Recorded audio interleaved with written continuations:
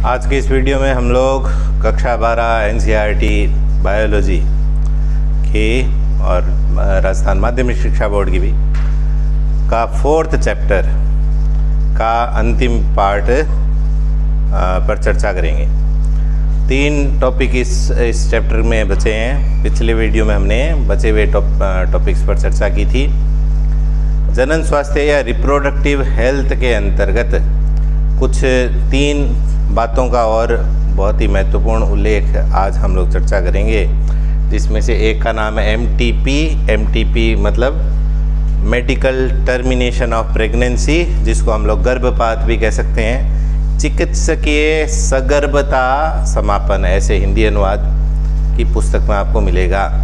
चिकित्सीय सगर्भता समापन, medical termination of pregnancy को समाप्त करना।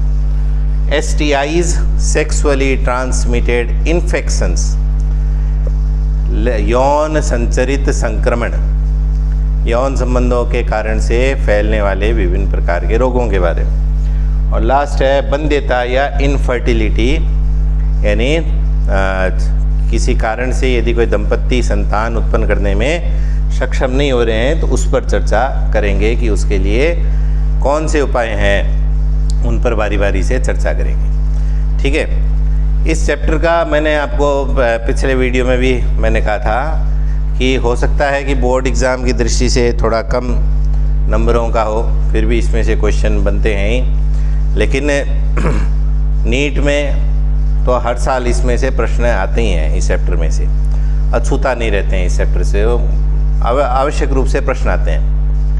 और छोटे छोटे बहुत फुल फॉर्म्स बहुत है, जैसे 2 तो यहीं दिख रहे हैं, MTP STIs, है ना। ऐसे बहुत सारे फुल फॉर्म्स है, एब्रीविएशन है। इसके अलावा बोर्ड एग्जाम्स के लिए भी देखें तो कुछ टॉपिक काफ़ी महत्वपूर्ण है, जैसे एक एमनियो सेंटेंसेस, जिस पर हमने पिछले वीडियो में चर्चा की थी। एक ये MTP, एक इनफर्टिलिटी में भी कई चीज़ें आएगी। ऐसे कुछ बिंदु काफ़ी महत्वपूर्ण हैं। तो आइए बढ़ते हैं। सबसे पहले हम लोग चर्चा करते हैं MTP पर। MTP मतलब मेडिकल टर्मिनेशन ऑफ प्रेगनेंसी, चिकित्सकीय सगर्भता समापन, यानी कोई महिला प्रेग्नेंट है तो वो डॉक्टर की सलाह पर कब तक अबॉर्शन करवा सकती है। अबॉर्शन मतलब गर्भपात करवा सकती है। अपने गर्भ में पल रहे शिशु को, भ्रूण को किन परिस्थितियों में वह डॉक्टर की सलाह पर गर्भपात करवा सकती है। अब ये डॉक्टर की सलाह पर है तो कुछ विशेष शर्तों के अधीन होता है अबॉर्शन।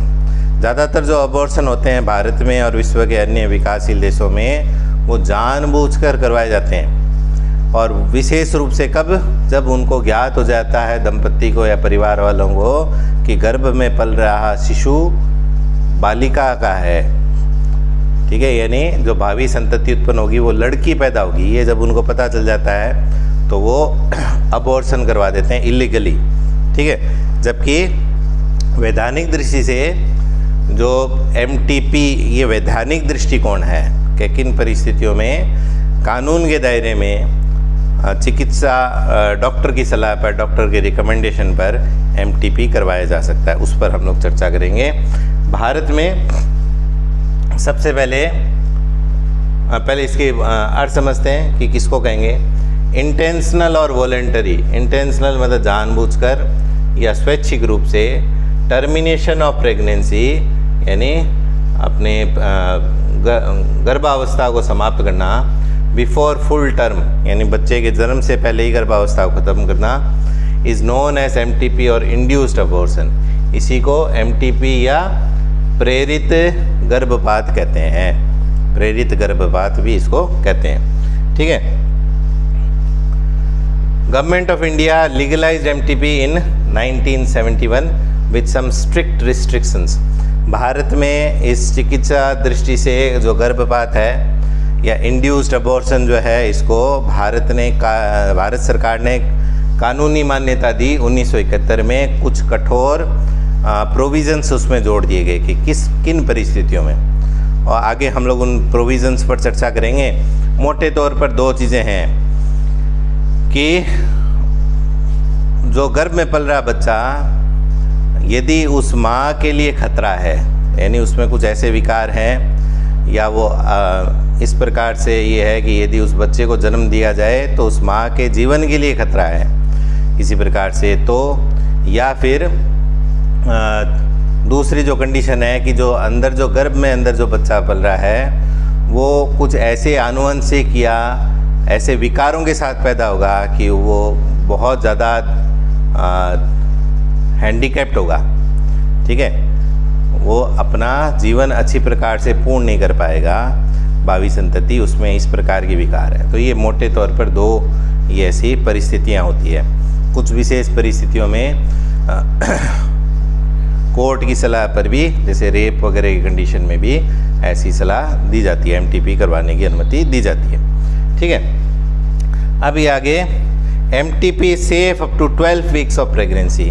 सबसे सुरक्षित जो गर्भपात माना जाता है वो 12 सप्ताह तक, ठीक है। 40 सप्ताह तक पूर्ण प्रेगनेंसी होती है जिसमें 12 सप्ताह या प्रथम त्रैमास 3 महीने तक की अवधि जो है, 9 महीने तक रहता है प्रेगनेंसी रहती है, तो 3 महीने तक की अवधि को सुरक्षित माना गया है, ठीक है। इसके बाद जितना लेट अबॉर्शन करवाया जाता है वो उतना ही असुरक्षित होता है उस माता के लिए, ठीक है। विशेष परिस्थितियों में इसको, और जैसे हमने पिछले वीडियो में हमने देखा था या 3rd चैप्टर में हमने देखा था कि 12 सप्ताह के भ्रूण के बाद ही बच्चे में हाथ पैर की अंगुलियां और ये सब दिखाई देती हैं, बाह्य जननांग दिखाई देते हैं। यानी यदि सोनोग्राफी के द्वारा ये पता लगाया जाए कि गर्भस्थ शिशु बालक है या बालिका, ये पता कब चलता है? 12 सप्ताह के बाद ही।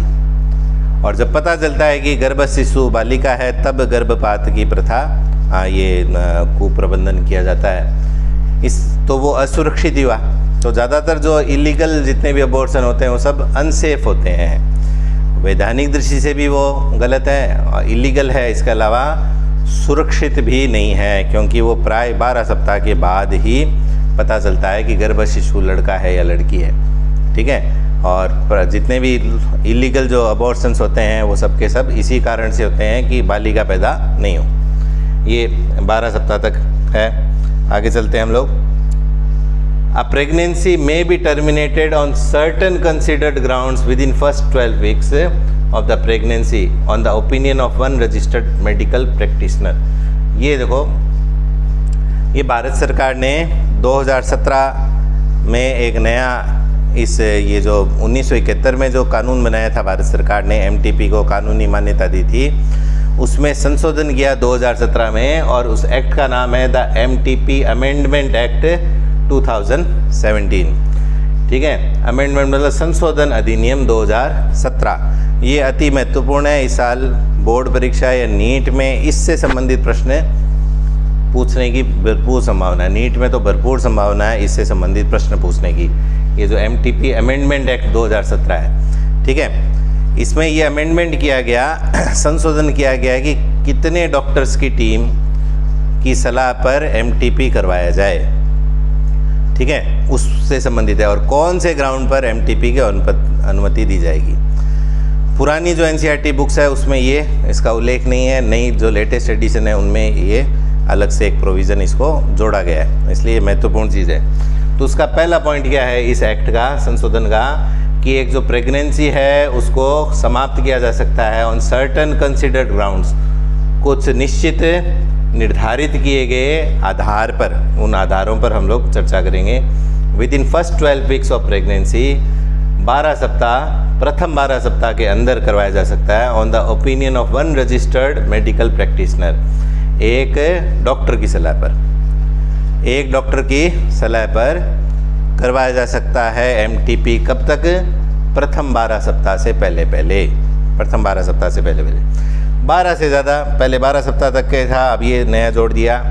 If the pregnancy has lasted more than 12 weeks, कि यदि 12 सप्ताह से ज़्यादा अवधि हो गई है, परंतु लेस देन 24 वीक्स, लेकिन 24 सप्ताह से कम, यानी 3 महीने से ज़्यादा हो गए लेकिन 6 महीने से कम की अवधि है, तब 2 रजिस्टर्ड मेडिकल प्रैक्टिशनर, 2 डॉक्टरों की टीम यदि एक जैसी राय देते हैं, formed in good faith that the required ground exist, वो दोनों के दोनों इस एक राय पर पहुँचे कि जो निर्धारित जो आधार है, शर्तें हैं, जो अगली स्लाइड में हम लोग देखेंगे, वो इस पर लागू होती है, इसलिए वो अनुमति दे सकते हैं। इन 12 सप्ताह तक यदि अबॉर्शन करवाना है तो एक डॉक्टर की सलाह पर, 12 से और 24 सप्ताह के बीच की अवधि है तो 2 डॉक्टर की सलाह पर, दोनों एक राय होना चाहिए कि एमटीपी करवाना आवश्यक हो रहा है। कौन से ग्राउंड्स है? 2 ग्राउंड आगे हम लोग देखते हैं कि किन आधार पर करवा जा सकता है।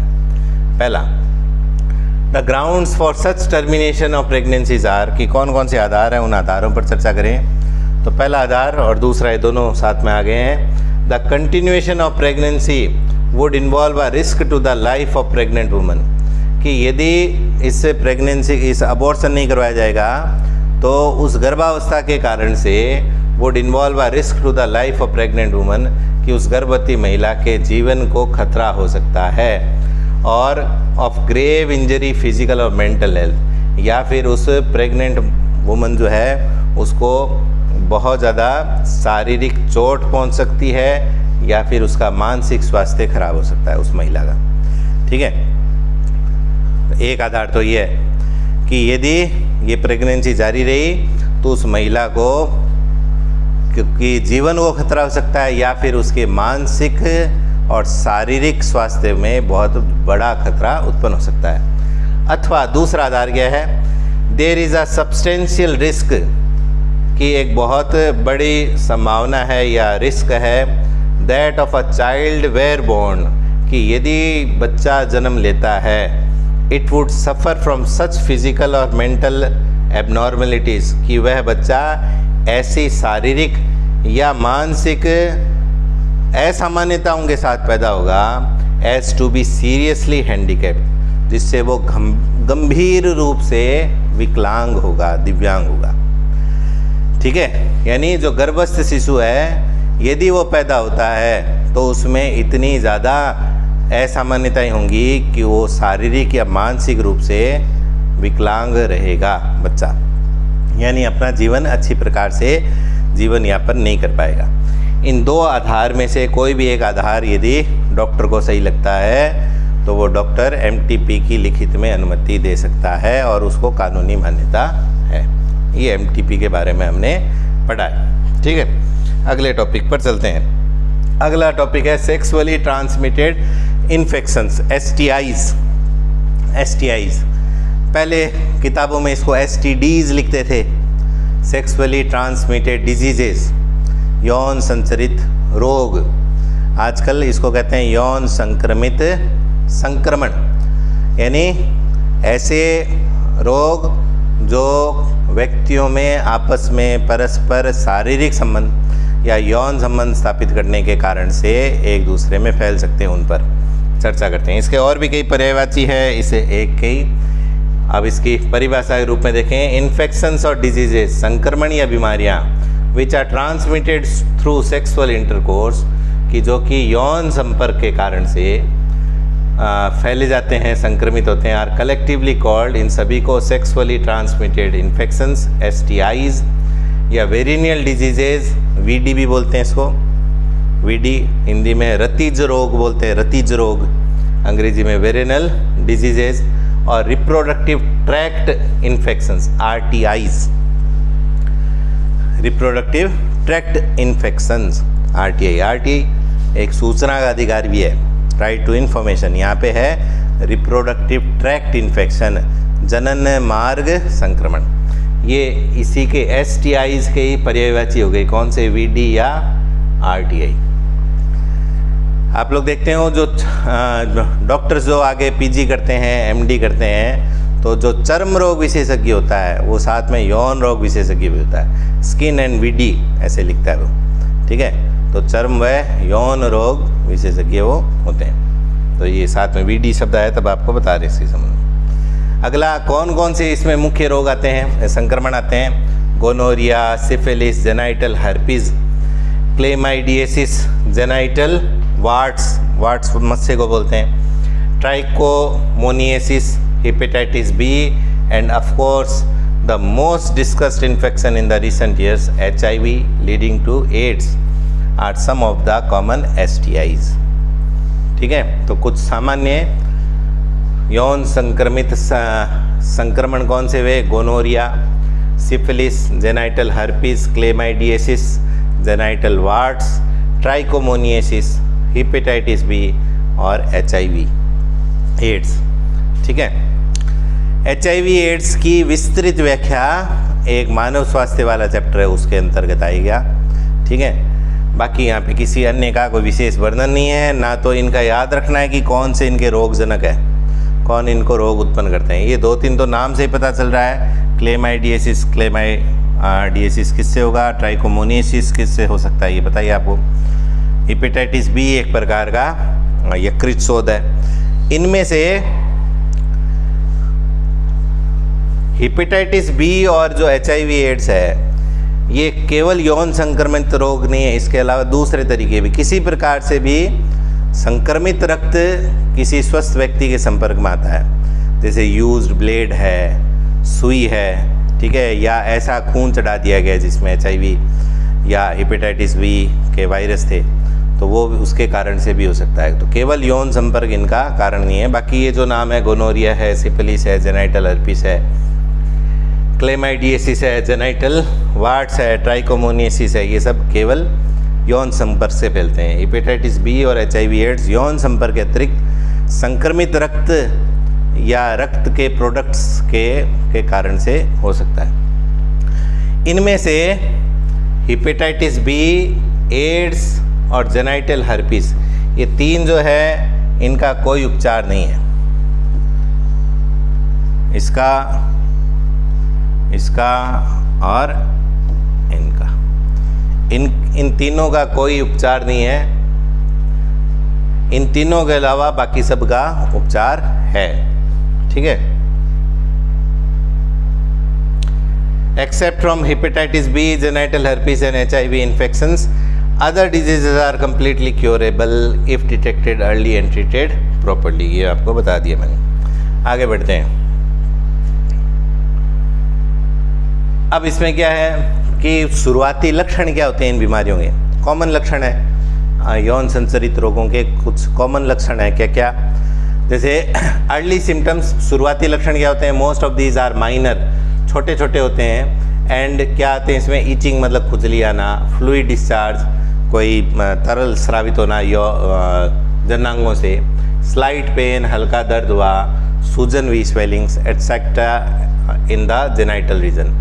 ठीक है, जनांगों में ये ऐसे कुछ शुरुआती लक्षण होते हैं, कॉमन लक्षण है इनमें। फिर है इन्फेक्टेड फीमेल्स में ऑफन भी एसिम्प्टोमेटिक, ज़्यादातर महिलाएं जो है हालांकि वो संक्रमित है लेकिन फिर भी उनमें लक्षण प्रकट नहीं होते, एसिम्प्टोमेटिक। ये शब्द भी काफ़ी दिनों से प्रचलित है, आपने काफ़ी सुना होगा एसिम्प्टोमेटिक कोविड में, है ना, जिनमें लक्षण नहीं होते हैं, संक्रमित है फिर भी लक्षण नहीं है, अलाक्षणिक कह सकते हैं। हैंस में रिमेन अनडिटेक्टेड फॉर लॉन्ग, इसलिए लंबे समय तक पता भी नहीं चलता है। ठीक है, आगे एब्सेंस और less significant symptoms in the early stages of infection could lead to complications later, कि शुरुआती लक्षण नहीं होना, जैसे महिलाओं में क्या बहुत बार क्या होते हैं, एसिम्प्टोमेटिक होती हैं, लक्षण ही प्रकट नहीं होते हैं, तो जो शुरुआती लक्षण है वो नहीं आए, या फिर बहुत कम महत्व वाले लक्षण हो जिसको इग्नोर कर देते हैं कि ऐसे ही कोई लक्षण है, कोई विशेष नहीं है, वो आगे जाकर कॉम्प्लिकेशंस बढ़ा सकते हैं, दिक्कतें बढ़ा सकती है। क्या क्या दिक्कतें हो सकती है? Which include pelvic inflammatory diseases. Pelvic region, श्रोणी क्षेत्र, जो कमर के नीचे वाला क्षेत्र उसको पेल्विक रीजन बोलते हैं, तो उसमें आता है पेल्विक इन्फ्लामेटरी डिजीजेस, PID, महिलाओं में काफ़ी कॉमन है ये। इसके अलावा क्या हो सकता है? अबॉर्शंस हो सकता है महिलाओं में, गर्भपात हो सकता है अपने आप। स्टिल बर्थ्स मतलब हो गया कि बांझपन भी हम लोग कहेंगे उसको। एक्टोपिक प्रेगनेंसीज, यानी सही जगह भ्रूण का रोपण न होकर अन्यत्र भ्रूण रोपित हो जाए वो चीज़ें। इनफर्टिलिटी मतलब बंध्यता, और यहाँ तक कि जनन के मार्ग का कैंसर भी हो सकता है। यदि शुरुआती लक्षणों को इग्नोर करें, उसका समय पर इलाज नहीं करवाएं तो ये चीज़ें भी हो सकती हैं। आगे देखते हैं। One could be free. अब इसमें यदि यौन संचरित संक्रमणों से बचना है तो क्या किया जा सकता है, ये एक साल बोर्ड एग्ज़ाम में भी पूछा गया है। ठीक है, राजस्थान माध्यमिक शिक्षा बोर्ड में जब पहले ये किताबें चलती थी NCERT के 2-3 साल पहले, तब ये प्रश्न भी बोर्ड परीक्षा में आया है कि one could be free of this infections, in infection से बच सकता है by following the simple principles given below. सिद्धांत 3 बताए गए हैं। पहला क्या है, avoid sex with unknown partners या मल्टीपल पार्टनर्स, कि अनजान साथियों या फिर एक से अधिक लोगों के साथ यौन संपर्क से बचना चाहिए। हमेशा यौन संपर्क स्थापित करते समय कंडोम का यूज़ करना चाहिए। और लास्ट है, इन केस ऑफ डाउट, यदि किसी प्रकार का संदेह हो, one should go to a qualified doctor for early detection, कि एक व्यक्ति को यदि किसी प्रकार की थोड़ी बहुत उसको समस्या है या उसको कुछ संदेह है तो एक प्रशिक्षित डॉक्टर के पास जाना चाहिए। And get complete treatment if diagnosed with infection, और संपूर्ण उपचार लेना चाहिए यदि उसको किसी प्रकार का संक्रमण हुआ है तो। ठीक है, अब लास्ट टॉपिक इस चैप्टर का, इनफर्टिलिटी, बंध्यता। बंध्यता, बहुत सारे दंपति ऐसे हैं जो काफ़ी जो संतान उत्पन्न करना चाहते हैं और इस लिए प्रयासरत है, परंतु फिर भी वो किसी कारण से संतान उत्पन्न नहीं कर पाते हैं, तो उसके लिए इनफर्टिलिटी या बंध्यता शब्द का हम लोग उपयोग करेंगे।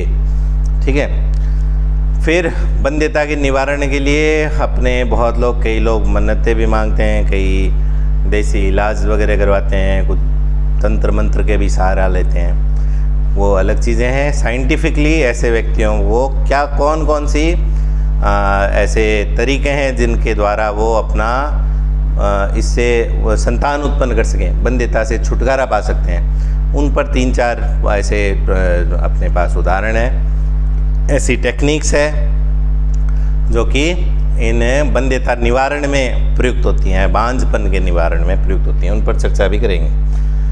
पहला इसका देखते हैं कि क्यों होती है, बंध्यता का कारण क्या है।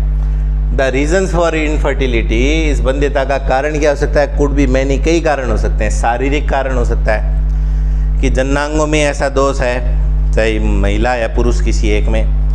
ठीक है, कोजेनाइटल का मतलब होता है जन्मजात कोई विकार होता है उन दंपति दोनों में या दोनों में से किसी एक में। कोई बीमारी कारण से, दवाइयों के कारण से, कई दवाइयों के साइड इफ़ेक्ट्स भी होता है। इम्यूनोलॉजिकल, शरीर के अंदर जो हमारा प्रतिरक्षा तंत्र उसके कारण से, और इवन साइकोलॉजिकल, यहाँ तक कि मनोवैज्ञानिक कारण भी हो सकता है। मनोवैज्ञानिक कारण भी इसमें एक महत्वपूर्ण है। ठीक है, specialised health care units, infertility clinics etcetera could help in diagnosis. अब इसके लिए क्या है कि प्राय अपने ये माना जाता है कि दोष हमेशा महिलाओं को दिया जाता है, उसी में कोई कमी मानी जाती है, जबकि कमी उसके पति में भी हो सकती है, यानी पुरुष अथवा महिला किसी में भी हो सकती है। तो दोनों को ऐसी स्थिति में डॉक्टर से को क्वालिफाइड क्लिनिक्स होती हैं, इनफर्टिलिटी क्लिनिक्स होती है, वहाँ पे जाकर अपनी जांच करवानी चाहिए। And corrective treatment of some of these disorders, और इनमें से कुछ जो कमियां हैं उनके दवाइयों से या कुछ काउंसलिंग वगैरह से भी इसमें उपचार संभव है। And enable these couples to have children, और ऐसे जो दंपति है वो संतान उत्पन्न करने के योग्य बन सकते हैं। ठीक है, यद्यपि where such corrections are not possible, जहाँ पे ऐसे उपचार संभव नहीं है, उपचार ही नहीं है, दोनों में कुछ, दोनों या दोनों में से किसी एक में ऐसा दोष है जिसके कारण से संतान उत्पन्न कर ही नहीं पाएंगे वो, तब दूसरे वैकल्पिक तरीके हैं, उन पर हम लोग चर्चा करेंगे। उन वैकल्पिक तरीकों को ART कहेंगे, ART। Not possible, the couples could be assisted to have children through certain specialised techniques commonly known as assisted reproductive technologies. Assisted reproductive technology, ठीक है, सहायक जनन युक्तियाँ, सहायक जनन प्रौद्योगिकियाँ, ऐसे भी हम लोग कह सकते हैं इन दिनों बाद। इनमें सबसे बड़ा, सबसे पहला जो हम लोग चर्चा करेंगे, जो सबसे ज़्यादा प्रचलित नाम है, जिसको हम टेस्ट ट्यूब बेबी बोलते हैं, IVF। ठीक है, ज़्यादा प्रचलित नाम कौन सा हुआ? टेस्ट ट्यूब बेबी, आम बोलचाल में, आम बोलचाल में प्रचलित नाम हुआ टेस्ट ट्यूब बेबी, लेकिन ज़्यादा सही नाम है IVF। IVF, अब IVF में I और V का पूरा नाम है in vitro. In vitro, F से फर्टिलाइजेशन। इन विट्रो को हमेशा बुक में जब भी आप देखेंगे तो इटैलिक्स में लिखा हुआ रहेगा। ये लैटिन भाषा के शब्द है, दूसरी भाषा के शब्द जब प्रयुक्त करते हैं तो उनको इटैलिक्स में लिखते हैं, ठीक है। In vitro fertilisation, in vitro का शाब्दिक अर्थ हिंदी अनुवाद होता है पात्रे, तो इसको हम कहेंगे पात्रे निषेचन, फर्टिलाइजेशन का निषेचन नहीं, तो इसके लिए जो शब्द हिंदी में आएगा वो है पात्रे निषेचन। पात्रे का अंग्रेजी अनुवाद क्या हुआ? In vitro. इन विट्रो, पात्रे सबसे पता चल रहा है पात्र में, पात्र मतलब कोई बर्तन, ठीक है, चाहे वो टेस्ट ट्यूब हो चाहे बीकर हो, ऐसा किसी ना किसी बर्तन। Fertilisation, test tube baby commonly बोलते हैं, ज़्यादा सही नाम क्या है? IVF। IVF के बहुत बड़े बड़े एड्स आजकल टीवी में आते हैं, अनेक हॉस्पिटल्स के, प्राइवेट हॉस्पिटल्स के। अब IVF होता क्या है? फर्टिलाइजेशन आउटसाइड द बॉडी, ये निषेचन है शरीर से बाहर, शरीर से बाहर निषेचन है in almost similar conditions as that in the body, लगभग उन्हीं परिस्थितियों में जैसी शरीर के अंदर होती है। तो शरीर के अंदर जैसी परिस्थितियां हैं वैसी परिस्थितियों में शरीर से बाहर निषेचन। तो प्रयोगशाला में वैसी कंडीशन डेवलप करके प्रयोगशाला में किसी पात्र के अंदर निषेचन करवाया जाता है, यानी जो दंपति है उनमें महिला से अंडाणु लिए जाते हैं और जो पुरुष साथी है उससे स्पर्म एकत्र किए जाते हैं, उसका वीर्य लिया जाता है, फिर दोनों को किसी पात्र के अंदर उनसे निषेचन करवाया जाता है, ठीक है। निषेचित भ्रूण जो है, निषेचन हो गया तो युग्मनज बन गया, युग्मनज से भ्रूण का विकास भी बाहर ही होता है कुछ कोशिकीय भ्रूण तक, फिर उस भ्रूण को उस स्त्री के शरीर के अंदर स्थापित किया जाता है, उसको कहेंगे एम्ब्रियो ट्रांसफर, उसके लिए बात आएगी एम्ब्रियो ट्रांसफर, ठीक है। IVF is followed by embryo transfer ET। IVF के बाद में क्या होगा? IVF तो हो गया, निषेचन हो गया, हाँ, परख नली के अंदर, या ये कई लोग टेस्ट ट्यूब बेबी को मानते हैं कि परख नली के अंदर ही बच्चा उत्पन्न होगा। परख नली या किसी भी पात्र में प्रयोगशाला के अंदर शरीर के अंदर जैसी परिस्थितियां उत्पन्न करके निषेचन करवाया जाता है, किसी पात्र में निषेचन, पात्रे निषेचन। IVF निषेचन के बाद में जब कुछ कोशिकीय भ्रूण बनता है उस भ्रूण को उस स्त्री के शरीर के अंदर स्थापित किया जाता है और बच्चे का जन्म उस स्त्री से वैसे ही होगा जैसे हम लोग तीसरे पार्ट में हमने पढ़ चुके हैं, हम लोग वैसे ही उसमें सगर्भता रहेगी, 9 महीने तक वो प्रेग्नेंट रहेगी, 9 महीने के बाद में प्रसव के द्वारा संतान उत्पन्न करेगी सामान्य रूप से ही। केवल निषेचन वाली जो प्रक्रिया जो कि फेलोपियन ट्यूब में होती थी, एम्पुलरी रीजन में होती थी, वो कहाँ हो रही है? प्रयोगशाला में हो रहा है, किसी टेस्ट ट्यूब के अंदर, या हम कहेंगे किसी पात्र के अंदर, ठीक है। अब ये ET 2 टाइप का है एम्ब्रियो ट्रांसफर, एक तो लिखा है ZIFT, एक है IUT। इनके पूरे नाम याद रखना है। ZIFT का पूरा नाम है zygote intrafallopian transfer, zygote intrafallopian transfer, और IUT इंट्रायूट्राइन ट्रांसफर। कब कौन सा होगा? यदि जो भ्रूण है वो 8 ब्लास्टोमियर तक है,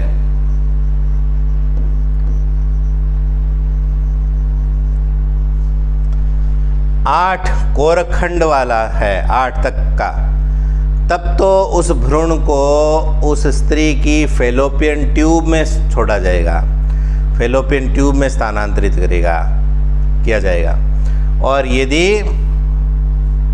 जो भ्रूण है उसमें ब्लास्टोमियर्स की संख्या 8 से अधिक है,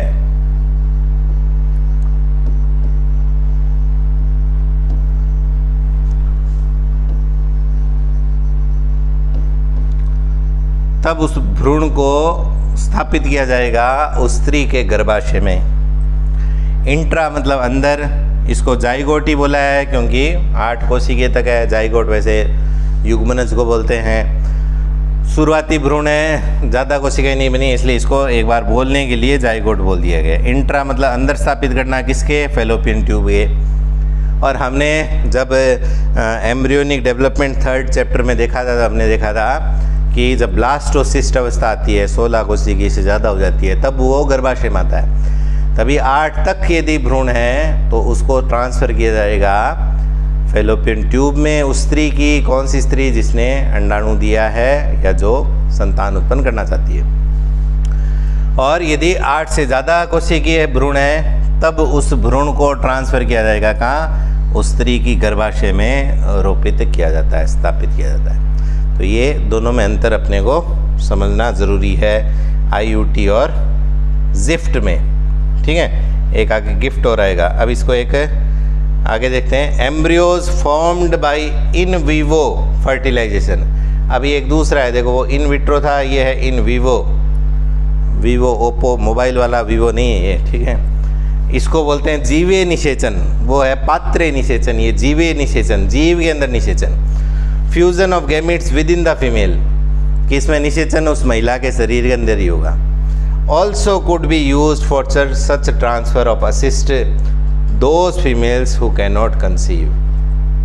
ठीक है, जो महिलाएं किसी कारण से निषेचन नहीं करवा पा रही हैं तो उनमें डॉक्टर की देखरेख में उसके शरीर के अंदर निषेचन करवाया जाता है। ठीक है, तो वो इन विवो फर्टिलाइजेशन है, तो उसमें पात्रे निषेचन की ज़रूरत नहीं है, उसके शरीर के अंदर ही निषेचन डॉक्टर किसी यंत्र की सहायता से। वो आगे हम लोग आर्टिफिशियल इंसेमिनेशन पढ़ेंगे, उससे संबंधित हो गया। ठीक है, इसका एक डायग्राम के द्वारा हम लोग समझते हैं कि कैसे होता है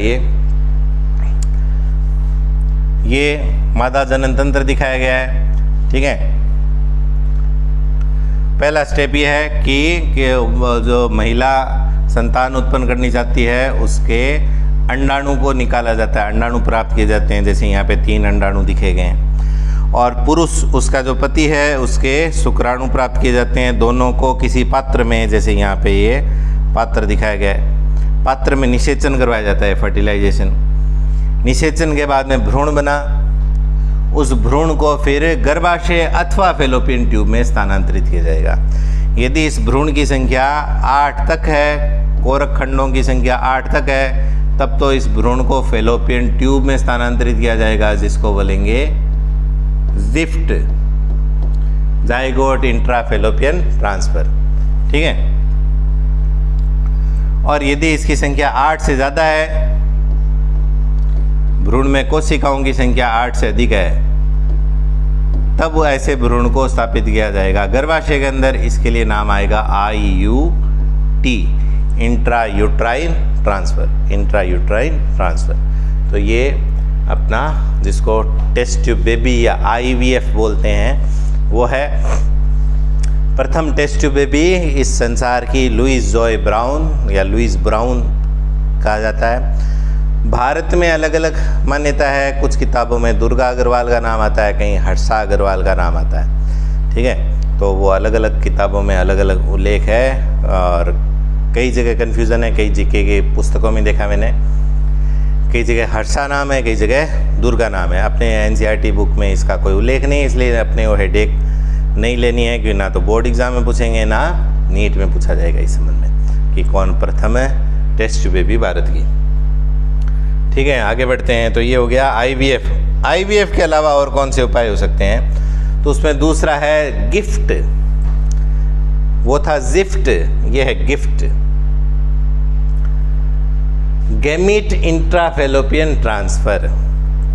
तो नाम वैसे ही, उसमें जाइगोट था, इसमें गैमीट है। गैमीट मतलब युग्मक, युग्मक मतलब बिना निषेचन वाला, बिना निषेचन वाला।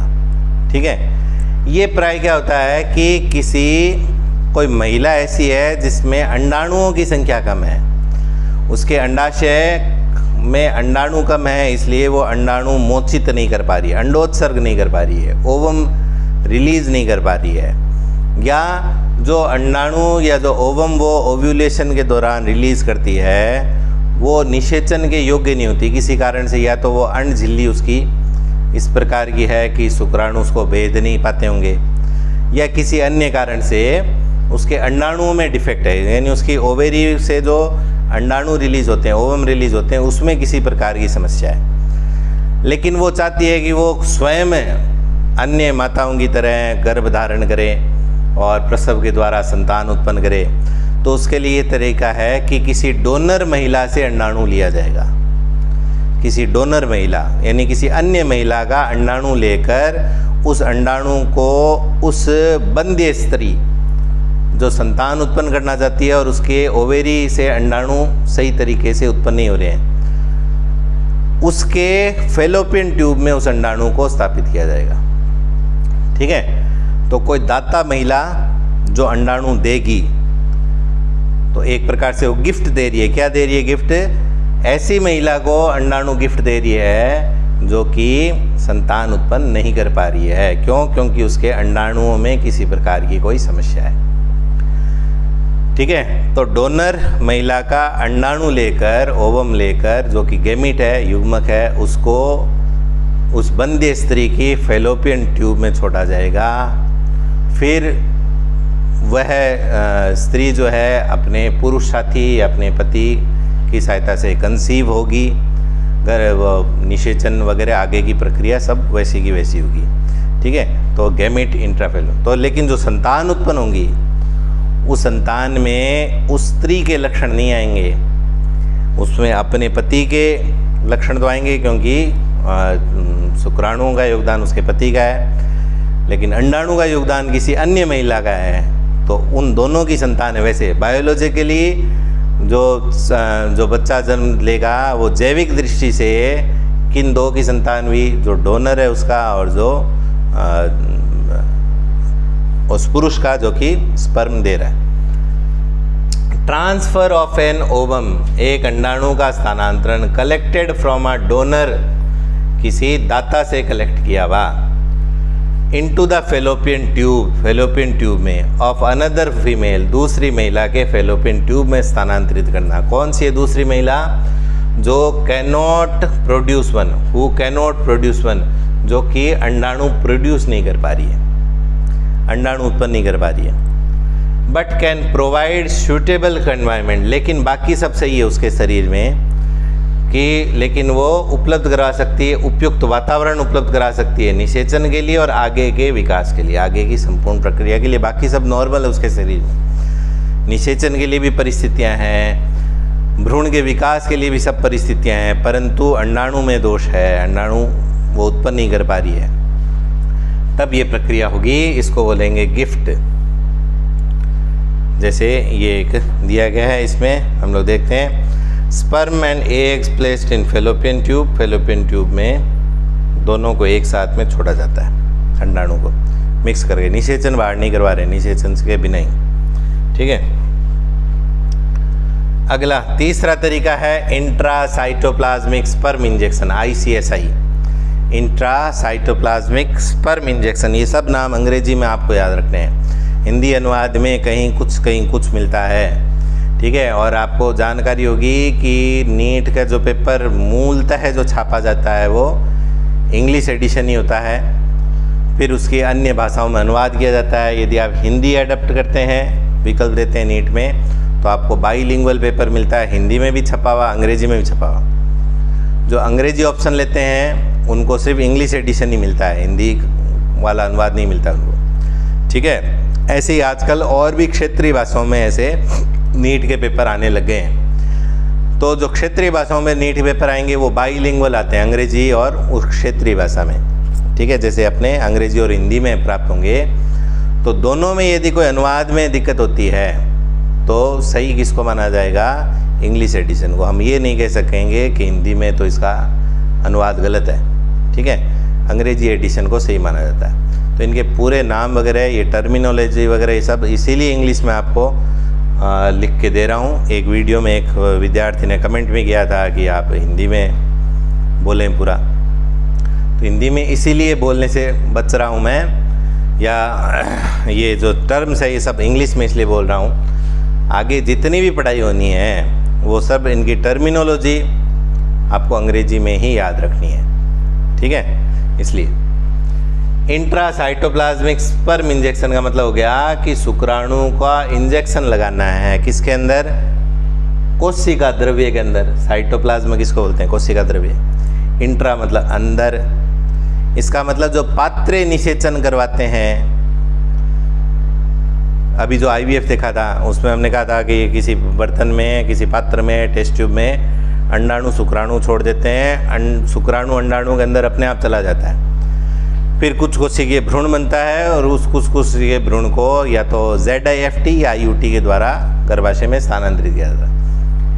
कई बार क्या है कि शुक्राणु में एक्रोसोम जो कि अंडाणु की झिल्ली को गलाते हैं, उनमें ये योग्यता नहीं है, उस एक्रोसोम के एंजाइम्स में ऐसी कमियां हैं कि वो अंडाणु को झिल्ली को भेद नहीं पाते हैं। तो फिर सीधे ही डॉक्टर क्या करते हैं कि उस स्त्री से अंडाणु लेते हैं और उसके पुरुष साथी से शुक्राणु लेकर शुक्राणु को इंजेक्ट कर देते हैं अंडाणु के अंदर, वो है ICSI। आगे प्रक्रिया वही निषेचन हो गया। निषेचन कैसे करवाया, शुक्राणु को जबरदस्ती इंजेक्शन के द्वारा अंडाणु के कोशिका द्रव्य में छोड़ देते हैं। तो उस कहाँ होगा ये सब काम, प्रयोगशाला में होगा, किसी पात्र में होगा, फिर उसमें कुछ कोशिकीय भ्रूण बनेगा, उसका एम्ब्रियो ट्रांसफर होगा। वैसे ही 8 कोशिकीय तक है तब तो ZIFT, 8 to ज़्यादा है तो IUT, ठीक है। तो ये उसमें ऐसे होगा जैसे ये डायग्राम में दिख रहा है ICSI, ये अंडाणु दिखाया गया है, ये अंडाणु दिखाया गया है, ये अंडाणु का कोशिका द्रव्य दिखाया गया है, इसके अंदर अंदर वाला, ये इंजेक्शन नीडल दिखाएगी, ये सुई दिखाएगी ये, और सुई के अंदर ये काला काला सा ऐसे दिखाया गया है, ये मैं लाल कलर में कर दिया, ये शुक्राणु दिखाया गया है, ठीक है। और इस अंडाणु को पकड़ के रखने के लिए कोई एक टूल और है जिसकी सहायता से अंडाणु को स्थिर पकड़ा जाता है। ये तो एक स्कीमेटिक डायग्राम है। एक और डायग्राम दिखाते हैं जो कि वास्तविक है। ये वास्तविक चित्र है। ये पूरे अंडाणु का बाहरी आवरण दिख रहा है, ये अंडाणु का अंदर का कोशिका द्रव्य दिख रहा है, ये सुई से बाहर निकलता हुआ ये शुक्राणु, और इस अंडाणु को पकड़ के रखने के लिए एक अन्य टूल, कोई साधन, ये से, ठीक है। ये देख सकते हैं, ये ICSI कब करवाया जाएगा, जब शुक्राणु को में अंडाणु की झिल्ली को भेदने की योग्यता नहीं है, निषेचन इस कारण से नहीं हो रहा तब। चौथा और अंतिम हम लोग देखते हैं आर्टिफिशियल इंसेमिनेशन, कृत्रिम वीर्य सेचन। इंसेमिनेशन शब्द भी अपना आया था।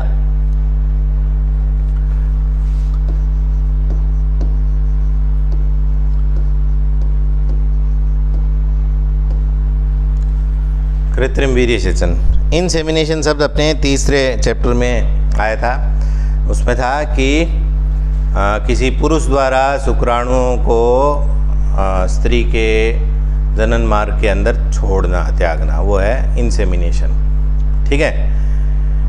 ये आर्टिफिशियल इंसेमिनेशन जो है AI पर आई थी, तो मैंने ये कहा था इंजीनियर वाले इसको कहते हैं आर्टिफिशियल इंटेलिजेंस। अपने बायोलॉजी के लिए ये आ गया आर्टिफिशियल इंसेमिनेशन। इस AI या आर्टिफिशियल इंसेमिनेशन का हम लोग कृत्रिम गर्भाधान नामक टॉपिक में हम लोग पशुओं में नस्ल सुधार में भी देखेंगे। तो उस पशुओं में नस्ल सुधार का उल्लेख आपने छोटी किताबों में भी आपने देखा है, 10वीं में, शायद 8वीं 9वीं में भी है।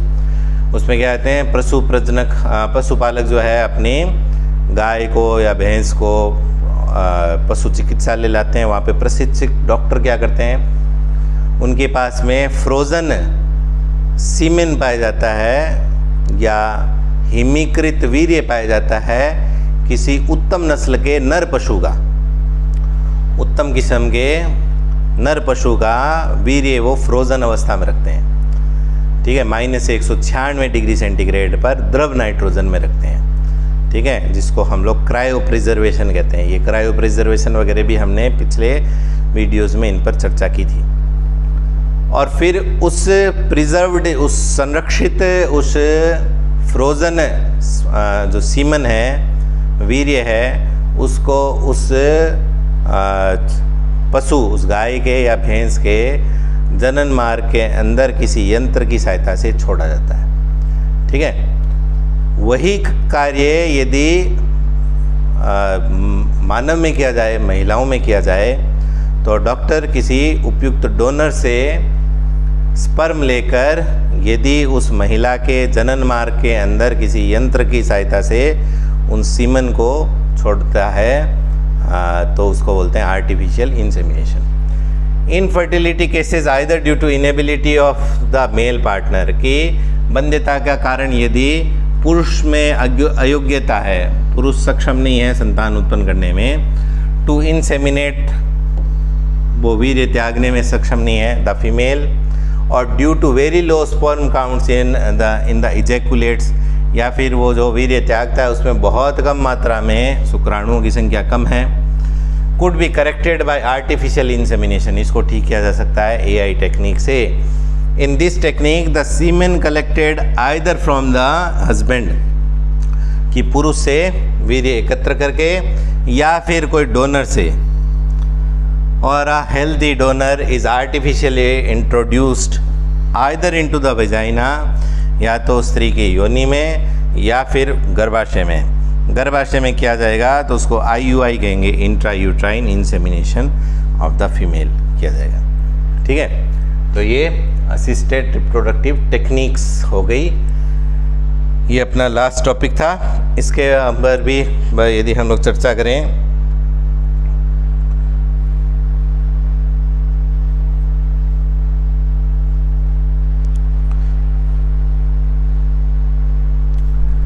यदि हम लोग इस पर भी आगे बातचीत करें तो बुक में ये भी लिखा हुआ है, और वैसे भी हम लोग चर्चा कर सकते हैं कि भारत में ऐसे बहुत, ये जो टेक्निक्स अभी हमने पढ़ी थी जितने भी असिस्टेड इनफर्टिलिटी को दूर करने के लिए, बंध्यता दूर करने के लिए जितनी सहायक युक्तियों का उल्लेख किया था हमने, चाहे वो IVF हो, चाहे वो गिफ्ट हो, GIFT हो, चाहे वो ICSI हो, चाहे आर्टिफिशियल इंसेमिनेशन हो, ये चारों काफ़ी महंगी तकनीकें हैं, बहुत ज़्यादा इसमें पैसे खर्च होते हैं, बहुत प्रशिक्षित डॉक्टर के कारण से होता है, और इसकी सफलता की दर भी उतनी ज़्यादा नहीं है जितनी हम लोग मानते हैं। ठीक है, जितना अपने को ऐसा प्रचार प्रसार किया जाता है, और चूँकि बड़े शहरों से संबंधित है तो सीमित लोगों तक ये उपलब्ध है, जो साधन संपन्न है वही ये सब चीज़ें अफोर्ड कर सकते हैं।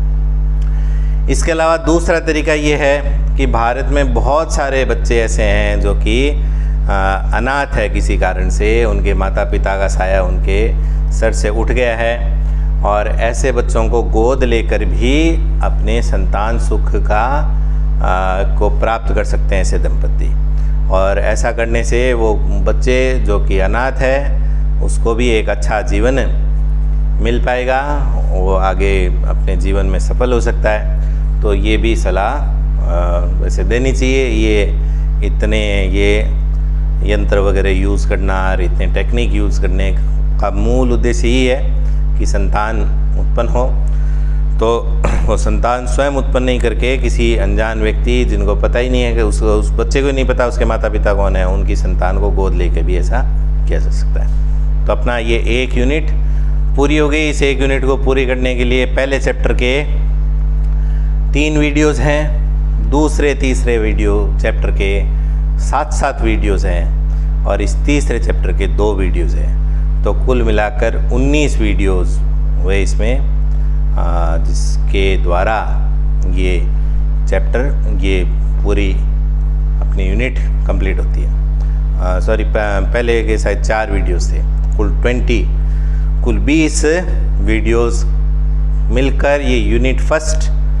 ऑफ क्लास 12 NCERT बायोलॉजी, या यूँ कहें तो 11th-12th मिलाकर यूनिट 6 जिसको कहते हैं, ये पूर्ण हुई। अब हम लोग अगली यूनिट की तरफ बढ़ेंगे अगले वीडियो से। तो ये सभी एक दूसरे से इंटरकनेक्टेड है।